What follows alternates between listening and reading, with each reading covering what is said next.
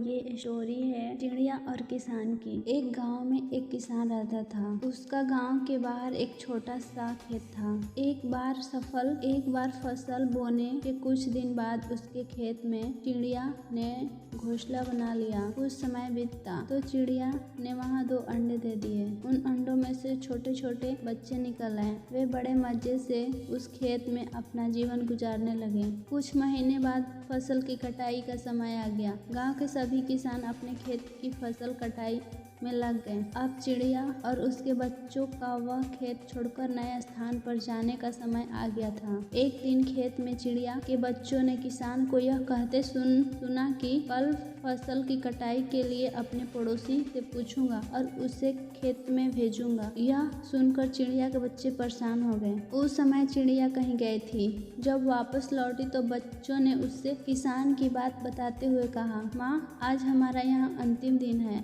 रात में हमें दूसरे स्थान के लिए निकलना होगा। चिड़िया ने उत्तर दिया, इतना जल्दी नहीं बच्चों, मुझे नहीं लगता कि कल खेत में फसल की कटाई होगी। चिड़िया की कही बात सही साबित हुई। दूसरे दिन किसान का पड़ोसी खेत में नहीं आया और फसल की कटाई नहीं हो सकी। शाम को किसान खेत में आया और खेत को जैसे तैसे देखा तो बुदबुदाने लगा कि ये पड़ोसी तो नहीं आए। ऐसा करता हूँ, कल अपने रिश्तेदार को भेज देता हूँ। चिड़िया के बच्चे ने फिर से किसान की बात सुन ली और परेशान हो गए। जब उन्होंने ये बात बताई तो वह बोली, तुम लोग चिंता मत करो, आज रात हमें जाने की जरूरत नहीं है। मुझे नहीं लगता कि किसान का रिश्तेदार आएगा। ठीक ऐसा ही हुआ और किसान का रिश्तेदार अगले दिन खेत में नहीं पहुंचा।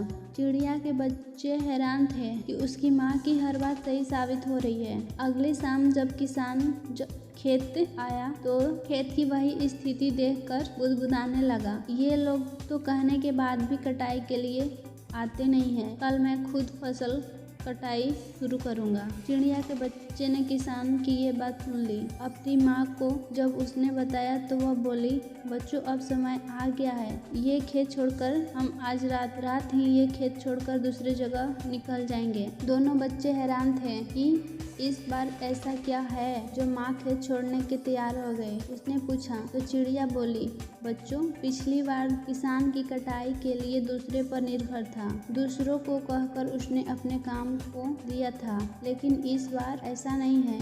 इस बार उसने यह जिम्मेदारी अपने कंधों पर ले ली है, इसलिए वह अवश्य आएगा। उसी रात चिड़िया और उसके बच्चे उस खेत से उड़ गए और कहीं और चले गए। इस कहानी से हमें यह सीख मिलती है कि दूसरे की सहायता लेने में कोई बुराई नहीं है, किंतु यदि आप अपने काम का शुरू करना चाहते हैं और चाहते हैं कि अपना समय पूरा हो जाए तो उस काम का जिम्मेदारी स्वयं लेनी चाहिए। दूसरे की मदद उसकी करते हैं जो अपनी मदद करता है।